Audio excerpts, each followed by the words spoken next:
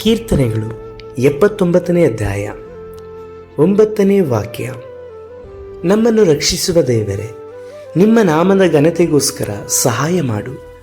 ನಿಮ್ಮ ಹೆಸರಿಗೆ ತಕ್ಕಂತೆ ರಕ್ಷಿಸಿ, ನಮ್ಮ ಪಾಪಗಳನ್ನು ಅಳಿಸಿಬಿಡು. ಕರ್ತನಲ್ಲಿ ಪ್ರೀತಿಯ ದೇವಜನರೇ, ಈ ದಿವಸದಲ್ಲಿ ನಾವೆಲ್ಲರೂ ಬದುಕಿದ್ದೇವೆಂಬುದಾಗಿ ಹೇಳುವುದಾದರೆ ದೇವರ ಕೃಪೆಯಿಂದ. ಕೆಲವೊಂದು ಸಮಯದಲ್ಲಿ ನಮಗೆ ಯಾರಿಂದಲಾದರೂ ಸಹಾಯ ಬರ್ತದ ಎಂಬುದಾಗಿ ನಾವು ಮನುಷ್ಯರನ್ನು ಎದುರು ನೋಡುವುದಕ್ಕಿಂತ ದೇವರನ್ನು ಎದುರು ನೋಡುವಂಥದ್ದು ಉತ್ತಮವಾದಂಥದ್ದಾಗಿದೆ. ಪ್ರಾರ್ಥಿಸಿ ನಿರಾಶೆ ಹೋದಂಥ ಎಷ್ಟೇ ಸಮಯದಲ್ಲೂ ಸಹ ನಾವು ಪ್ರಾರ್ಥನೆಯಲ್ಲಿ ಆಸಕ್ತಿಯನ್ನು ಕಳೆದುಕೊಳ್ಳಬಾರದು. ನಮ್ಮ ದೇವರು ಪ್ರಾರ್ಥನೆಗಳನ್ನು ಕೇಳುವ ದೇವರಾಗಿ ಇದ್ದಾರೆ. ತಕ್ಕ ಸಮಯದಲ್ಲಿ ಅವರು ಸಹಾಯವನ್ನು ಮಾಡುವವರಾಗಿ ಕೂಡ ಇದ್ದಾರೆ.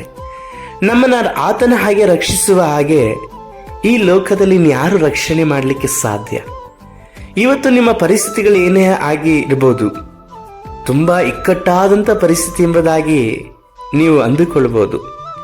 ಆದರೆ ನೀವು ಬದುಕು ಬಂದಂತಹ ದಿನಗಳನ್ನು ನೆನೆಸಿರಿ.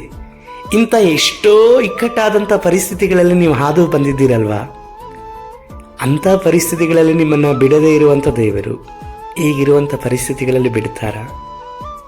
ಕೆಲವೊಂದು ಸಮಯದಲ್ಲಿ ದೇವರಿಗೆ ವಿರುದ್ಧವಾದಂಥ ಪಾಪಗಳು, ತಪ್ಪಾದಂಥ ಕ್ರಿಯೆಗಳು ನಾವು ಮಾಡಿರುವಾಗ ದೇವರನ್ನು ಮನನೊಯಿಸಿ ನಮ್ಮ ಮನಸ್ಸು ಹೇಗೆ ಸಮಾಧಾನದಿಂದ ಇರಲಿಕ್ಕೆ ಸಾಧ್ಯ? ಆದ ಕಾರಣ ನಾವು ದೇವರ ಸಮಕ್ಷಮದಲ್ಲಿ ಬರೋಣ.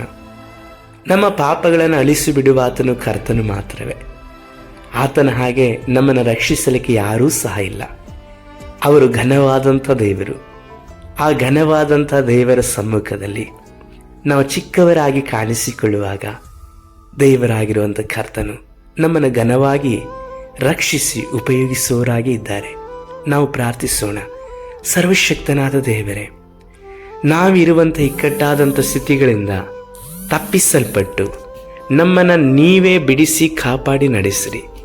ನಿಮ್ಮ ಘನವಾದಂಥ ನಾಮಕ್ಕೆ ನಮ್ಮನ್ನು ಸಮರ್ಪಿಸಿಕೊಳ್ಳುತ್ತೇವೆ. ನಮ್ಮ ಪಾಪಗಳನ್ನು ಸಹ ಮನ್ನಿಸಿ ನಿಮ್ಮ ಕೃಪೆಗೆ ನಾವು ಒಳಗಾಗಿ ಜೀವಿಸಲಿಕ್ಕಾಗಿ ಸಹಾಯ ಮಾಡಿ. ಯೇಸು ಕರ್ತನ ನಾಮದಲ್ಲಿ ತಂದೆಯೇ, ಆಮೇನ್.